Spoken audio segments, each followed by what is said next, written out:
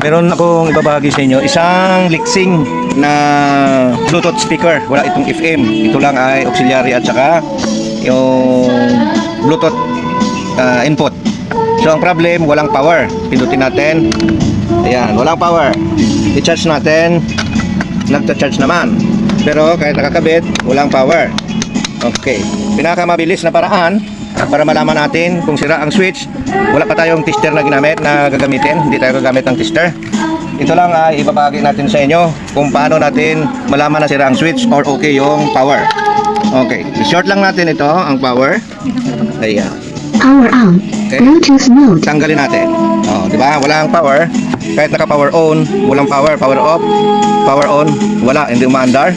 Pero kung ating i-clip, kuha tayo ng jumper clip. Gamit tayo ng jumper clip. Ito. Yan o, clip.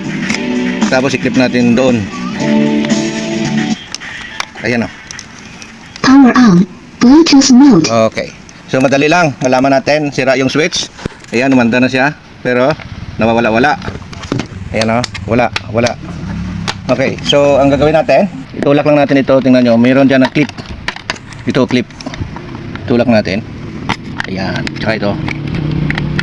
Palabasin natin siya. Ayan, lumabas na. Tanggalin natin ngayon dito, yung baterya. Ayan, para wala tayong hassle na masiraan tayo. Okay, ganito lang. Magtanggal ng clip. Ayan. Hindi nakahanda ang mga gamit ito. Ayan. Dito sa kabila. Ayun. Ayan. Okay. Yan o. Nakita nyo ba? Ayan. Kulay green. Ayan. Kulay green na siya. So, ibig sabihin, nagkaroon po ito ng dumi. Ayan. Diba? Ayan o. Tapos, nagkulay green. Ito. So, ang gagawin natin, linisin natin yan. Ito. Ayan. Kahit babae, pwedeng gumawa nito. Ayan. Okay. Ayan o. Ayan. Diba? Linisin lang natin ng maigi. Tapos lagyan natin ng WD-40. Ayan, advertise na WD-40. Ayan o. Tapos ito linisin din natin. Ito. Ayan o.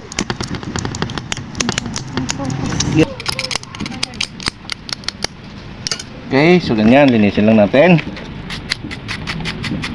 Steel brush yung ginamit natin para mabilis. Okay, so yan, linis na, makintab na. Ngayon, ibalik na natin siya dito sa loob. Okay, ayan. Tapos ito, yan o, dapat, ayan, tanggalin natin. At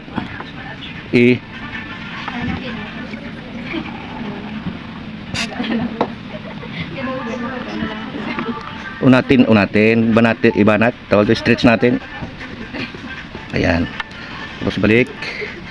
Tapos ito lagyan natin ng W. Okay. Tapos yan, balik natin sa loob. At ibalik na natin yung may guhit kanina. Ayan. Ayan.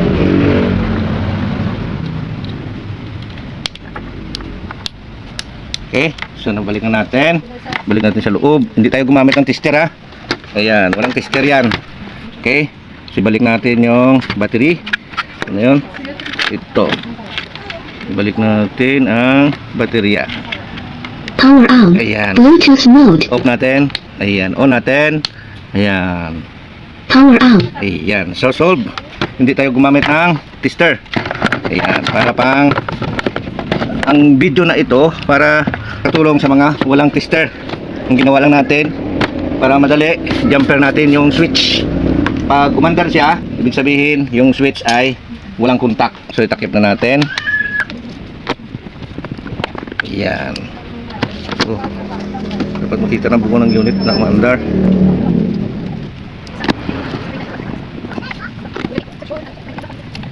Okay, so ayan na. Kung makikita nyo, wala tayong ginamit na tester. Nagamit lang tayo ng jumper clip para malaman natin kung umaandar o wala. So i-on na natin. Ayan. Power on. Bluetooth mode. So hanggang dito na lang yung video ko. Kung napatapos mo at umabot ka sa dulo, maraming salamat. At sa hindi nag-i-skip ng ads, maraming salamat sa inyo. At bago makalimutan, pa-follow naman po, like and share.